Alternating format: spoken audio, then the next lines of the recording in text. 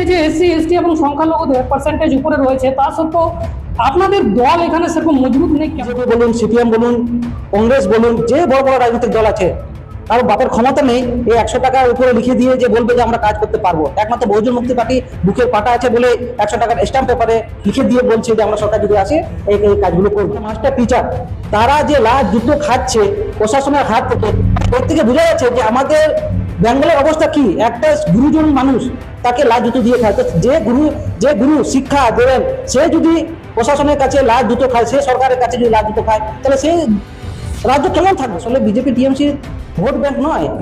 Vote যার থাকে তারা কি কোনো কিছু কিনতে যাবে বলুন? ও তো ভোট নেই বলে তো ওরা মদ খাইয়ে এই খাইয়ে ওই খাইয়ে ভোটটা নিচ্ছে। বহুজনদের অনেক বড় একটা দল রয়েছে যেটা বহুজন সমাজ পার্টি বলছে, তাহলে সেই বহুজন সমাজ পার্টি থাকতো আপনারা বহুজন মুক্তি পার্টিতে কেন দাঁড়াচ্ছেন? এই যে ইভিএম যেটা আমরা ভোট দিই, সেটা একমাত্র বহুজন মুক্তি পার্টি বারবার বলছে যে ইভিএম দিয়ে কারচুপি হয়। ভারতবর্ষ ছাড়া অন্য কোনো দেশে ইভিএম মেশিন দিয়ে ভোট হয়। এখন যে পরিস্থিতি চলছে এর থেকে ভালো ইংরেজরাই ছিল যে চাবুক মেরে কাজ করাতো, কিন্তু এখন তো এমন হয়ে গেছে চাবুক মারার দরকার নেই।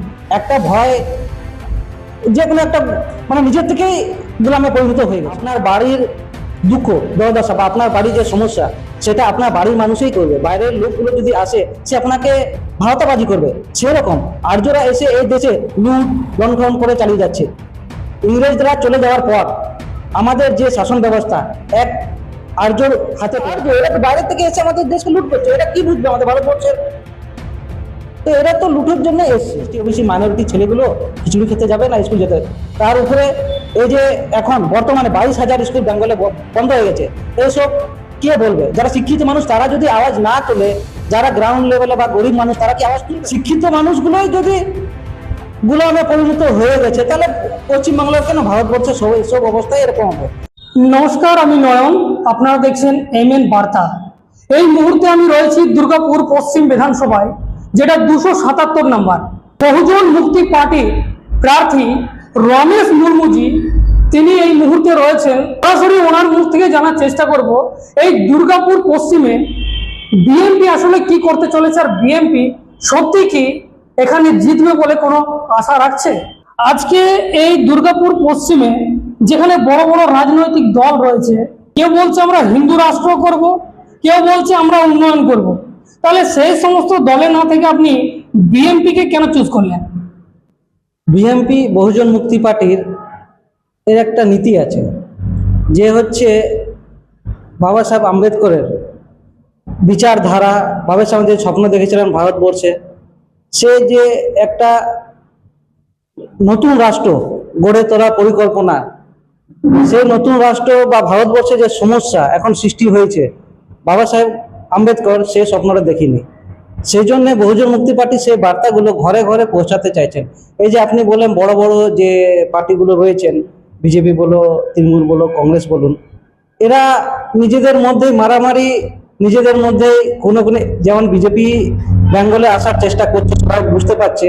এবার একটা জনগণকে এটা বলতে চাই যে বিহারে আপনারা নিশ্চয়ই দেখেছেন বিহারের ইলেকশনে যে ঘরে ঘরে 10,000 টাকা দিয়ে পরের দিন বুলডোজার চালিয়ে দিয়েছে।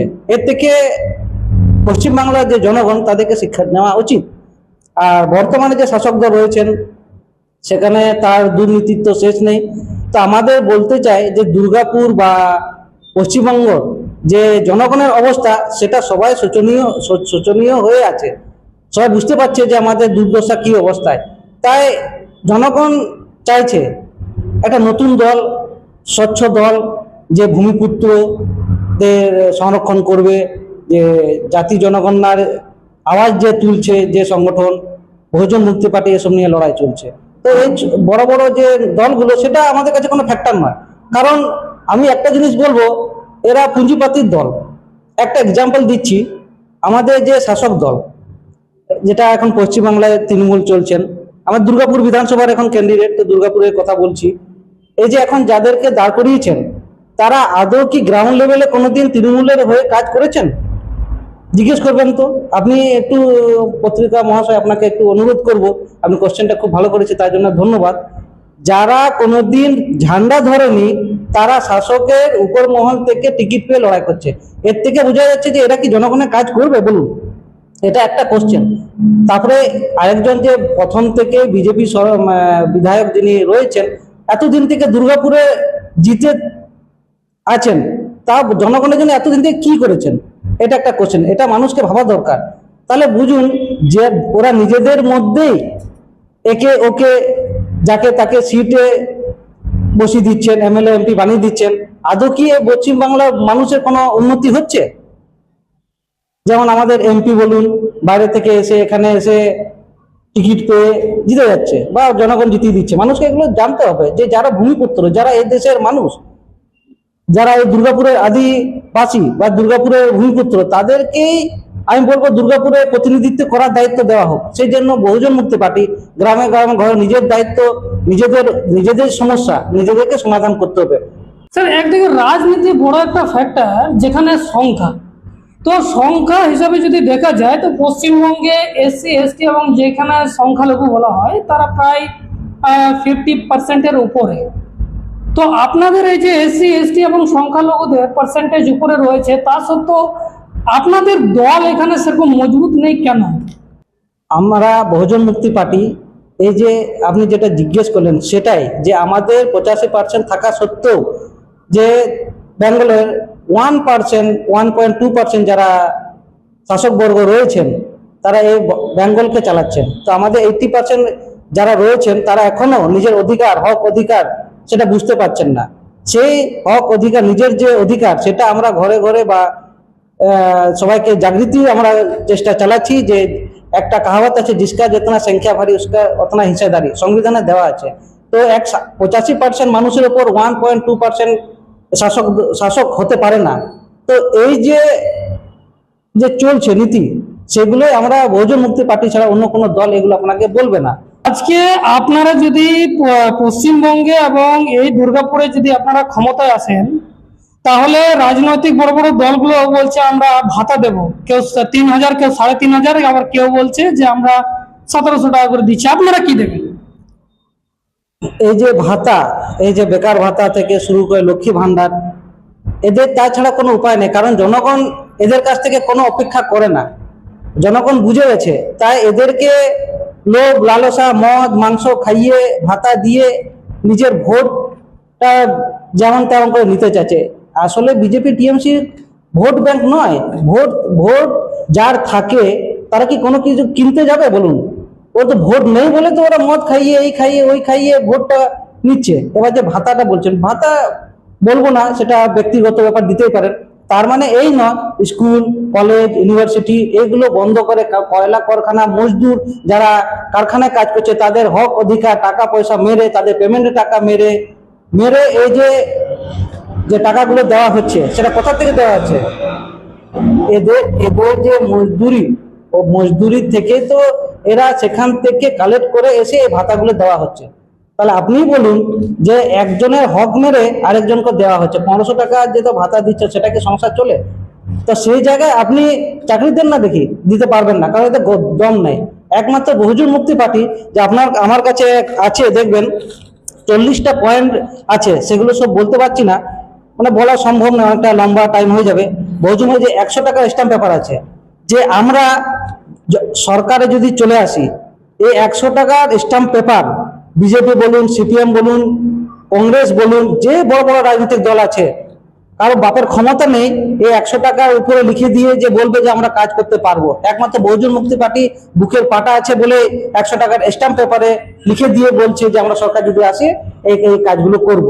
আপনারা যেমন বহুজন মুক্তি পার্টির কথা বলছেন, বহুজনদের কথা বলছেন, কিন্তু আজকে বহুজনদের অনেক বড় একটা দল রয়েছে যেটা বহুজন সমাজ পার্টি বলছে। তাহলে সেই বহুজন সমাজ পার্টি থাকতো, আপনারা বহুজন মুক্তি পার্টিতে কেন দাঁড়াচ্ছেন? খুব ভালো কোশ্চেন। বহুজন, অনেকেই আমাদের বহুজন যারা রয়েছেন অনেকে ভাবে যে বহুজন সমাজ পার্টি যেটা আছে সেটা এক সময় বহুজন সমাজ হয়ে কাজ করত, কিন্তু বর্তমানে বহুজন বিজেপির দালাল, বিজেপির তালোয়া চেটে চেটে বহুজনে কাজ করছে না। যারা রয়েছেন তারা শাসক বর্গ, যারা বিজেপি সরকারের ব্রাহ্মণবাদের আন্ডারে চলে গেছে। মানে ব্রাহ্মণবাদের যে নীতি, সে নীতি নিজেদের শাসন ব্যবস্থায় চালাচ্ছেন। তাই সেখান থেকে বহুজনকে আমরা সরিয়ে নিয়ে নিজের বহুজন মুক্তি পার্টি তৈরি করেছি। এই ইলেকশনে দুর্গাপুরের যে বাসিন্দা রয়েছে তাদেরকে আপনি কি বলবেন এই মুহূর্তে? দুর্গাপুরে বার্তা আমি এটাই দিতে চাই, বর্তমানে যদি কোনো কারণে জিতে যায় বা জনগণ যদি চায়, দুর্গাপুরে প্রথমে ভূমিপুত্র সংরক্ষণ, এই যে এত বড় বড় কারখানাগুলো হয়েছে, ছোট বড় কারখানা যেগুলো বন্ধ হয়ে রয়েছে, সেগুলো আমরা চেষ্টা তো 100% করবো, লিখিতভাবে দেবো যে আমরা এতদিনের মধ্যে সেটা চালু করা করব। বাকি যে কাজগুলো পেন্ডিং হয়ে আছে সেগুলো চালু করব, লোকাল ছেলেদেরকে কাজ আগে দেব, এই আমার এখন আপাতত বার্তা। আপনারা স্যার বারবার সংখ্যার একটা অনুপাত দেখাচ্ছেন যে যার যত সংখ্যা বাড়ি তার তত হিস্সেদারি, কিন্তু আজকে দুর্গাপুরের বুকে আমি এখানে গ্রাউন্ড রিপোর্টিং করে যে তথ্যটা পেয়েছি, এখানে আপনাদের এসসি এসটি এবং সংখ্যালঘুদের সংখ্যা সব থেকে বেশি, কিন্তু দেখা যাচ্ছে বড় বড় রাজনৈতিক দলে আজকে কিছু সামান্য পার্সেন্ট মানুষ তারা বিধায়কের কবজা করে বসে আছে বলতে পারেন, বা তাদেরকে টিকিট দিয়ে জেতাচ্ছে আপনাদেরই মানুষ। কেন এটা কেন হচ্ছে? দেখুন, এর পেছনে অনেক রহস্য আছে। যেমন এক্সাম্পল দিচ্ছি, বর্তমানে যারা জনগণ তারা দুজনকেই পছন্দ করছে না, বাধ্য যারা কাউকে না কাউকে দিচ্ছে, আর যারা টিকিট পাচ্ছে বা তারা মদ মাংস খাইয়ে ভোট নিচ্ছে ঠিকই, কিন্তু জনগণ এটা এখনো বুঝতে পারছে না যে আমরা যেখানে ভোট দিচ্ছি, এটাকে বহুত বড় গুরুত্বপূর্ণ কথা বলছি, এই যে ইভিএম যেটা আমরা ভোট দিই, সেটা একমাত্র বহুজন মুক্তি পার্টি বারবার বলছে যে ইভিএম দিয়ে কারচুপি হয়। ভারতবর্ষ ছাড়া অন্য কোনো দেশে ইভিএম মেশিন দিয়ে ভোট হয় না। একমাত্র ভারতবর্ষ জনগণকে উল্লু বোকা বানাবার জন্য বা বোকা বানিয়ে রেখেছে, আর এটার দ্বারা ভোট নিচ্ছে আর নিজেরা আধিপত্য কায়েম রাখছে। জনগণের কাছে বারবার একটা অনুরোধ, আপনারা সচেতন হন। ইভিএম যে মেশিন বিদেশে যেখানে তৈরি হচ্ছে সেখানে ব্যান্ড হয়ে গেছে, ভারতবর্ষ ব্যান্ড হওয়া দরকার। পুরনো যেরকম ব্যালট পেপার ছিল সেই ব্যালট পেপারেই ভোট হওয়া দরকার, যাতে আমরা যাকে নির্বাচনে যাকে জেতাবার চেষ্টা করছি সে জিতুক। আর এখন ইভিএম আসা দরুন সেটা এখন কারচুপি হচ্ছে, ভোট চুরি হচ্ছে, সেটা আমরা প্রমাণ করেছি। সেটা হাইকোর্টের আমাদের কাছে ডকুমেন্ট ছাড়া, বহুজন মুক্তি পার্টির বিনা ডকুমেন্ট ছাড়া কথা বলে না। আর এই জনগণরা তো আমাদের যে দুর্গাপুরবাসী বলুন যে ভারতবর্ষে 85% তারা সরল সোজা মানুষ। এরা অত মানে ইলেকট্রনিক জিনিস কি হচ্ছে না হচ্ছে এরা অত আমার মনে হয় না যে আইডিয়া। কারণ হচ্ছে শিক্ষিত মানুষরা যারা, তারা যখন কিছু আওয়াজ উঠাচ্ছে না, আমাদের কিছুদিন আগে দেখবেন বেঙ্গলে মানে কলকাতায় এই যে শিক্ষিত মানুষ মানে মাস্টার টিচার, তারা যে লাল জুতো খাচ্ছে প্রশাসনের হাত থেকে, এর থেকে বোঝা যাচ্ছে যে আমাদের বেঙ্গলের অবস্থা কি। একটা গুরুজন মানুষ তাকে লাল জুতো দিয়ে খায়, তো যে গুরু শিক্ষা দেবেন সে যদি প্রশাসনের কাছে লাল জুতো খায়, সে সরকারের কাছে যদি লাল জুতো খায়, তাহলে সে রাজ্য কেমন থাকবে? এটা অনেক বড় চিন্তার বিষয়। সেটা কিন্তু শিক্ষিত মানুষরা নিজেরা যেরকম করে দিন যাপন করছেন কিন্তু আওয়াজ তুলছেন না, কারণ এরা সবাই গোলাম পরিণত হয়ে গেছে। এক গোলাম এতটা গোলাম পরিণত হয়ে যায় নিজের ঘাড় পর্যন্ত উঠাতে পারছে না। আমি তো বলবো এখন যে পরিস্থিতি চলছে এর থেকে ভালো ইংরেজরাই ছিল, যে চাবুক মেরে কাজ করাতো, কিন্তু এখন তো এমন হয়ে গেছে চাবুক মারার দরকার নেই। একটা ভয়, যে কোনো একটা মানে নিজের থেকেই গোলামে পরিণত হয়ে গেছে। আপনি স্যার এখনই খুব গুরুত্বপূর্ণ একটা কথা বললেন যে শিক্ষকদের কথা। তো শিক্ষকের কথা যখনই আসে তখন কিন্তু স্কুলের কথাও চলে আসে। আজকে আমরা দেখছি যে ডিপালের মতো একটা জায়গায় যত বেসরকারি স্কুল ছিল সব সরকারিতে পরিণত করেছে, কোনো বেসরকারি স্কুল থাকবে না। কিন্তু আমাদের রাজ্যে দেখা যাচ্ছে বেসরকারি স্কুল মাথাচাড়া দিয়ে উঠছে। আবার দেখা যাচ্ছে যে শুধু রাজ্য নয়, পুরো দেশ জুড়ে আজকে প্রাইমারি স্কুল বন্ধ। তো আপনারা যদি আসেন এই রাজ্যে, তাহলে আপনারা কি করবেন, কি ভাবছেন শিক্ষা নিয়ে? শিক্ষা একটা আমাদের মানে ভারতবর্ষের না, পুরো ওয়ার্ল্ডের শিক্ষা হচ্ছে একটা অস্ত্র, যেটা এক যুগ থেকে আরেক যুগ যাওয়ার একটা যেটা প্রস্তুতি বলতে পারেন। শিক্ষা হচ্ছে একটা হাতিয়ার। তো পশ্চিমবাংলা বা ভারতবর্ষে বলুন, যারা এই দেশে মানুষ নয়, তারা এই দেশের আধিপত্য সব জায়গায় বসে আছেন, তারা একটা জিনিস আপনাকে বলবো, আপনার বাড়ির দুঃখ দুর্দশা বা আপনার বাড়ির যে সমস্যা সেটা আপনার বাড়ির মানুষই করবে। বাইরের লোকগুলো যদি আসে সে আপনাকে ভাওতাবাজি করবে। সেরকম আর্যরা এসে এই দেশে লুট লণ্ঠন করে চালিয়ে যাচ্ছে। ইংরেজরা চলে যাওয়ার পর আমাদের যে শাসন ব্যবস্থা, এক আর্যর হাতে পড়ে আছে। সেটা সবাই জানে। 3.5% যে এই দেশের মানুষ নয়, ডিএনএ অনুসারে সেটা আমরা বা সবাই জানতে পেরে গেছি। তো যে 3.5% মানুষ তারা এক গ্রাম সভার মেম্বারের যোগ্য নয়, তারা ভারতবর্ষকে কন্ট্রোল করছে। তারা তো লুট করতে এসছে ভারতবর্ষকে। এত বড় ভারতবর্ষ, একটা আগে হিন্দিতে গাওয়াতে সোনাকে চিড়িয়া কেহলাতা থা। তারপরে ইতিহাস না জানার কারণে, আমাদের মানুষের কাছে ইতিহাস না পৌঁছাবার কারণে নিজেদের আধিপত্য চালিয়ে চালিয়ে চালিয়ে চালিয়ে লুট করে যাচ্ছে। নিজেদের ভারতবর্ষকে লুট করে বিদেশে, সুইস ব্যাংকে বিদেশে চলে যাচ্ছে। এই যে এই বিদেশি যারা আর্যরা এসে বিদেশকে লুট করছে, তো এটা আমাদেরকে বুঝতে হবে, জানতে হবে। এই যে তথ্য, এগুলো কে জানবে, কে জানাবে? একমাত্র ভারত মুক্তি মোর্চা যারা আছেন, ভারত বহুজন মুক্তি পার্টির, এরা এইসব কথা বলছে। এই যে নেপালে যেমন কথাটা বললেন, ভারতবর্ষে সেরকম ঘটনা ঘটবে, কিন্তু এরা তো আর্য, এরা তো বাইরে থেকে এসে আমাদের দেশকে লুট করছে। এরা কি বুঝবে আমাদের ভারতবর্ষের? তো এরা তো লুটের জন্য এসছে। তো আপনারা শিক্ষাটা নিয়ে কি ভাবছেন? শিক্ষা এখন যে পরিণতি হয়ে গেছে, শিক্ষা হচ্ছে যে শাসক ব্যবস্থা, তারা চাইছে যে এসসি এসটি ওবিসি মাইনরিটির ছেলে মেয়েগুলো না পড়ুক। এই জন্য দেখবেন স্কুলগুলোতে খিচুড়ি বন্টন করা হচ্ছে। তো এসসি এসটি ওবিসি মাইনরিটি ছেলেগুলো খিচুড়ি খেতে যাবে না স্কুল যেতে? তার উপরে এই যে এখন বর্তমানে 22,000 স্কুল বেঙ্গলে বন্ধ হয়ে গেছে। এইসব কে বলবে? যারা শিক্ষিত মানুষ তারা যদি আওয়াজ না তোলে, যারা গ্রাউন্ড লেভেলে বা গরিব মানুষ তারা কি আওয়াজ তুলবে? শিক্ষিত মানুষগুলোই যদি গুলামে পরিণত হয়ে গেছে, তাহলে পশ্চিমবাংলার কেন, ভারতবর্ষের সব অবস্থায় এরকম হবে। তো স্কুলের যে পরিস্থিতি, প্রাইভেট স্কুল চালু করছে, প্রাইভেট স্কুলে তো ওটা সবাই জানে, প্রাইভেট স্কুল যারা বড় বড় নেতা মন্ত্রী আছে তাদের দেওয়াই স্কুলগুলো চলছে। না স্যার, আমি ওটা বলছি না, এটা তো আছে, কিন্তু আপনারা যদি আসেন তাহলে শিক্ষা ব্যবস্থা নিয়ে আপনারা কি ভাবছেন? দেখুন, শিক্ষা ব্যবস্থা অনেক আমরা আলোচনা করে অনেক কিছু লিখেছি, যেমন সমান শিক্ষার অধিকার, বাধ্যতা শিক্ষা, বিনামূল্যে শিক্ষার আওতায় মান সম্মান শিক্ষা সবার জন্য উপলব্ধ করা হবে। এর জন্য রাজ্যে প্রাথমিক শিক্ষা, মাধ্যমিক শিক্ষা, উচ্চ বিদ্যালয় এবং উচ্চ স্তরের শিক্ষার জন্য স্কুল কলেজ খোলা হবে এবং ছাত্রছাত্রীদের সুবিধা থাকবে। আপনাদেরকে বলে দিই, আমাদের গ্রামগঞ্জে অনেক হোস্টেল বন্ধ হয়ে গেছে। এইগুলো কি হুঁশ আছে? অন্য পার্টি বা অন্য দলগুলো এগুলো বলবে? এই যে আমাদের যে গ্রামগঞ্জ থেকে হোস্টেলে পড়ে ছাত্রগুলো এক আইপিএস তারপরে ভালো ভালো অফিসার র্যাঙ্কে হতো। তো এরা চাইছে আমাদের এসসি এসটি ওবিসি থেকে পঙ্গু করে দেওয়ার জন্য। তাই এখন দেখবেন অনেক হোস্টেল বন্ধ হয়ে গেছে, খাবার যেটা স্টাইপেন্ড টাকাগুলো বন্ধ করে দিচ্ছে, এ নিয়ে চলছে। তারপরে একটা এসসি এসটি যারা সার্টিফিকেট, এখন সার্টিফিকেট ফেক সার্টিফিকেট বার করে নিচ্ছে, যারা দেখবে এটা তো প্রশাসনের হাত। তা প্রশাসন যারা আছে তাদের বুঝতে পারছেন, শাসক দলের সঙ্গে যুক্ত হয়ে আছে। এসসি এসটি এখন অফিসে একটা কাগজ বানাতে যান, আপনার হবে না, এই নিয়ে আসো, ওই নিয়ে আসো, পঞ্জিকা নিয়ে আসো, আনলেও হচ্ছে না। তার মানে ওরা কি চাইছে? যে আমাদের সমাজের লোক যাতে না পড়ে, যাতে একজন মানুষ যদি পড়াশোনা যদি করে, তা নিশ্চয়ই ও কোশ্চেন করতে শিখবে।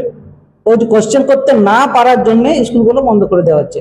সেটা আমরা 100% এগুলো আমরা চেঞ্জ করব, ডেভেলপ করব, যাতে ছেলে মেয়ে আগে যেমন একটা শিক্ষার জোর ছিল, সেই শিক্ষা ব্যবস্থাকে আমরা কঠোর করব। যেমন নালন্দা বিশ্ববিদ্যালয়ে এগুলো তো অনেক জানকারি আছে। নালন্দা বিশ্ববিদ্যালয়ে একসময় বিদেশের লোকগুলো পড়ে আসতো। এখন এমন হয়ে গেছে, মানুষ ভারতবর্ষের যতগুলো ভালো ভালো ব্রিলিয়ান্ট স্টুডেন্ট যেরকম করে সেরকম করে পড়ে গরিব মানুষগুলো পড়ছে স্টাইপেন্ডের জন্য বা টাকার অভাবে এখানেই দেবে যাচ্ছে। আর যাদের টাকা পয়সা আছে তারা বিদেশে গিয়ে পড়ছে। একসময় নালন্দায় সবাই আসতেন পড়তে, এগুলো সবাই জানেন। দুর্গাপুরের বাসীর কাছে অনুরোধ জানাবো যে দুর্গাপুরকে স্বচ্ছ পরিষ্কার করার জন্য আপনাদেরকে 12 নম্বরে বহুজন মুক্তি পার্টি রমেশ মুর্মুকে জয়যুক্ত করুন। কারণ আমরা যেটা বলি সেটা লিখিতভাবে করি। দুর্গাপুরের বাসীকে অনুরোধ জানাবো যে আর নয়, এই অত্যাচার আর সহ্য আমরা করছি না আর করবো না। তাই আপনার বহুজন মুক্তি পার্টিকে জেতান। বহুজন মুক্তি পার্টি আপনারা দেখবেন 12 নম্বর খাট চিহ্ন, যেটা আমাদের সিম্বল হচ্ছে খাট চিহ্ন। তো আমাদের জয়যুক্ত করুন, যাতে ভবিষ্যতে আমাদের ছেলে মেয়ের জন্য উন্নতির জন্য এই চিন্তা ভাবনা করে আপনাদের একটা ভোট কত মূল্যবান সেটা আপনারা চিন্তা ভাবনা করে ভোট দিন, আর বহুজন মুক্তি পার্টিকে জেতার একটা সুযোগ দিন।